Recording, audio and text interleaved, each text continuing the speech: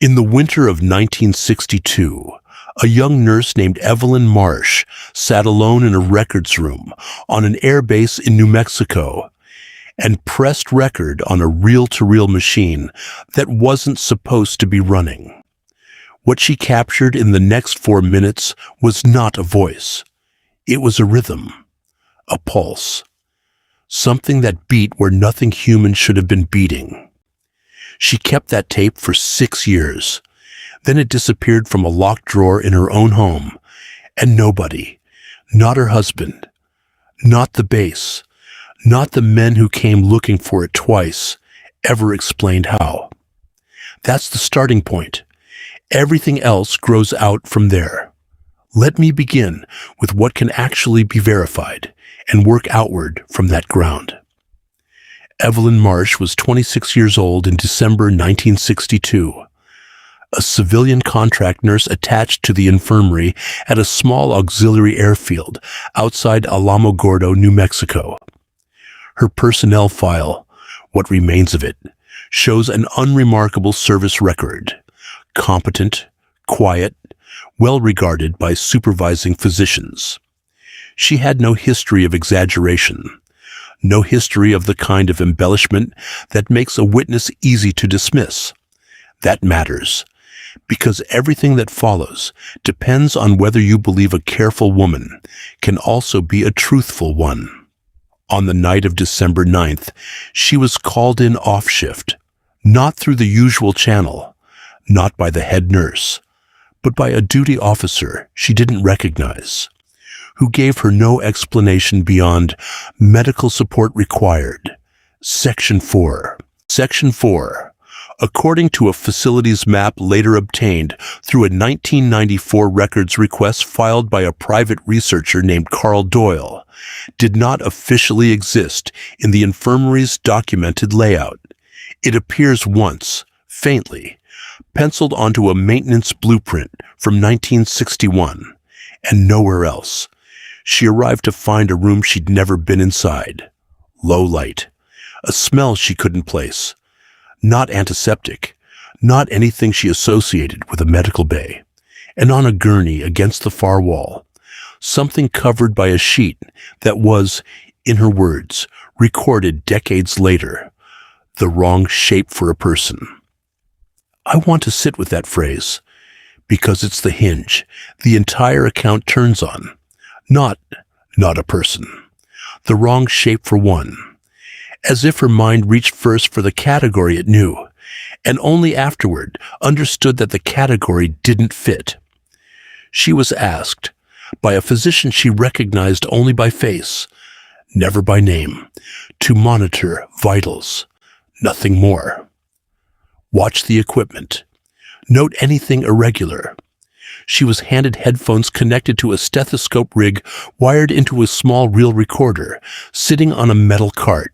Standard practice, she would later explain, for documenting irregular cardiac activity in patients where a written note wasn't fast enough to keep up. What she heard in that headset was not irregular in the way a sick heart is irregular. It was pattern, structure, a rhythm that held steady, then shifted, then returned, like something breathing in a language made entirely of intervals. She reached over, without being told to, and flipped the second switch on the record, the one that ran a spare reel. She would say later she didn't plan it. Her hand did it, before she decided anything. 4 minutes and 11 seconds of tape. That's what she took home in her coat pocket that night, wound onto a small take-up spool she'd palmed off a shelf of spares nobody was tracking. Here is the first question worth asking, and it's a simple one. Why did she take it? She had no interest, by any account of her before that night, in conspiracy, in the unexplained, in defying protocol of any kind. Something in that rhythm made a quiet, careful woman break a rule she had never broken before. What was in that sound that reached past 26 years of discipline and told her hands to move? She never fully answered that question, not even to the one person she eventually told. Evelyn married a mechanic named Robert Marsh in 1964. He knew about the tape from early in their relationship, not the details, just that something existed wrapped in wax paper, at the back of a dresser drawer, and that it was not to be touched. He honored that. For years, he honored it, without asking why. Their daughter, Carol Marsh Whitfield, spoke with me in the spring of this year. She was 7 when her mother finally played the tape for her father, in the kitchen, late at night, after Carol had supposedly gone to bed. Carol says she sat on the stairs and listened anyway.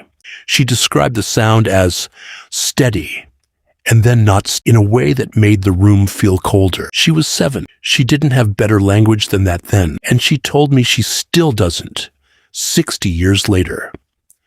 Her mother said one thing that night that Carol never forgot. Sitting on those stairs, she said, "It knew I was listening, not it was being monitored, not the equipment was recording. It knew I was listening." That's not a description of a medical procedure. That's a description of a relationship. In 1968, Evelyn brought the tape, without her husband's knowledge, to a small audio lab in Albuquerque, run by a semi-retired sound engineer named Walter Feist, who had done contract work for the base years earlier, and whom she trusted for reasons Carol says her mother never fully explained. Feist's business ledger for that year, recovered by researcher Carl Doyle through a 2011 estate donation, contains a single, unlabeled entry dated March of that year. EM, private reel, no charge, off book. A professional who billed for everything, by his own ledger's meticulous habits, chose not to bill for this one job, and chose not to name it. Feist died in 1979. His notes on the tape itself, if he made any, have never surfaced. What survives is a single remark Carol's mother relayed to her husband, which Carol overheard secondhand years later, that Feist had isolated the sound, run it against known frequency ranges for human and animal cardiac activity, and found no match. Not an irregular match. No match. The pattern didn't sit anywhere on the chart he was using. He apparently told her one more thing before handing the reel back. He told her it repeated, not randomly, on a cycle, and that whatever was producing it seemed to know when the recording had stopped, because in the final 11 seconds, just before Evelyn had cut the switch that night in 1962, the rhythm changed one final time. It sped up, structured itself into something almost deliberate, and then went still, 4 seconds before the tape ran out. Feist's relayed secondhand and impossible to verify further was that whatever produced that sound had registered the recording ending before the recording actually ended, as though it were aware of the machine, not just present near it. I don't know what to do with that claim, except report it and ask you to sit with the same discomfort I sat with when I first heard it. The tape stayed in that dresser drawer for 2 more years. And then, in the fall of 1970, it was gone. Evelyn told her husband, according to Carol, that she noticed it missing on a Tuesday afternoon, and that the drawer showed no sign of forced entry, no scratches, no broken lock, nothing. She was certain she had checked on it 2 days earlier. The house had not been left unattended in that window for more than 40 minutes when she'd taken Carol to a dentist's appointment 3 miles away. 40 minutes, that's the entire gap. 40 minutes, 1 dentist's appointment, and a tape that had survived 8 years in a wax paper wrapping disappeared from a locked drawer with no sign that the drawer had ever been opened. Robert Marsh, by Carol's account, wanted to call the police. Evelyn refused.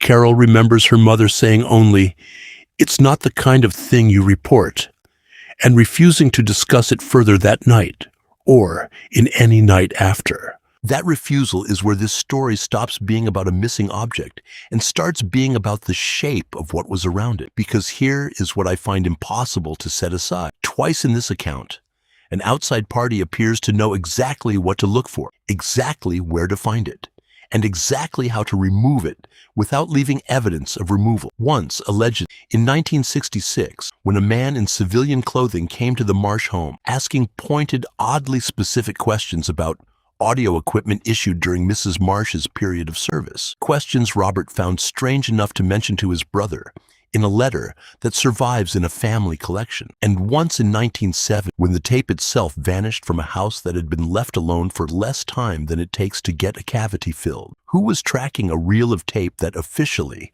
on every surviving document, never existed?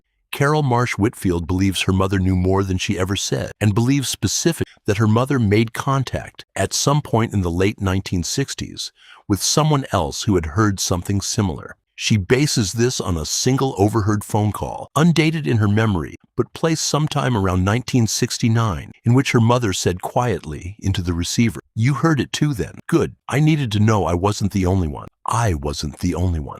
If that's accurate, and I want to be honest, that this rests on a 7 or 8-year-old's memory of one half of a phone conversation heard through a doorway, then Evelyn Marsh was not an isolated witness. She was one node in something larger. Someone else, somewhere, had also stood in a room they weren't supposed to be in, had also heard a rhythm that didn't belong to any species cataloged by human medicine, and had also, apparently, kept it. How many others were there? How many rooms like Section 4 existed on how many bases?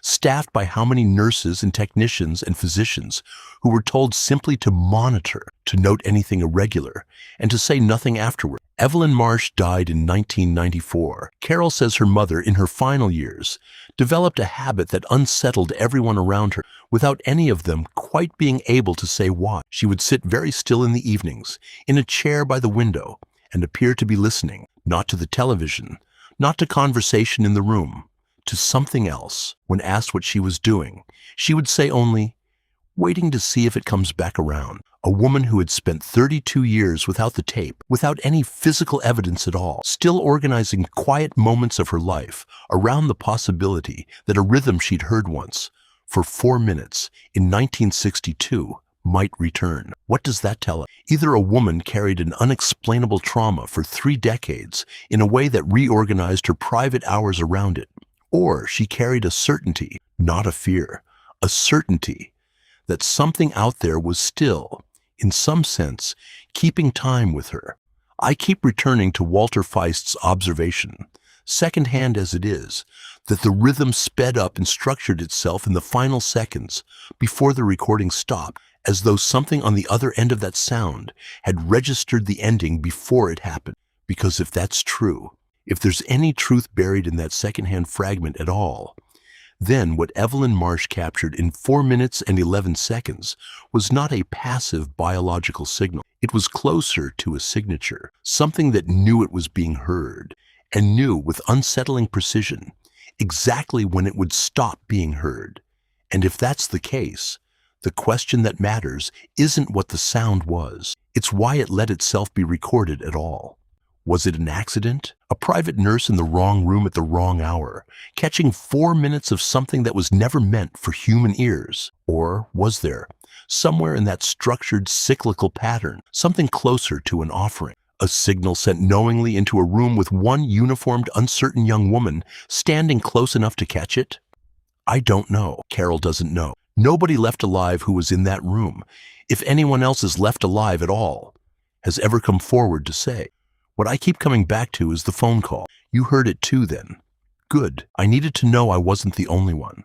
Somewhere, if Carol's memory holds, is another person, another family, another dresser drawer or safety deposit box or file cabinet that once held 4 minutes of something that shouldn't exist and doesn't anymore. Somewhere is another child who sat on another set of stairs, listening to a rhythm they were too young to understand and have never stopped hearing since.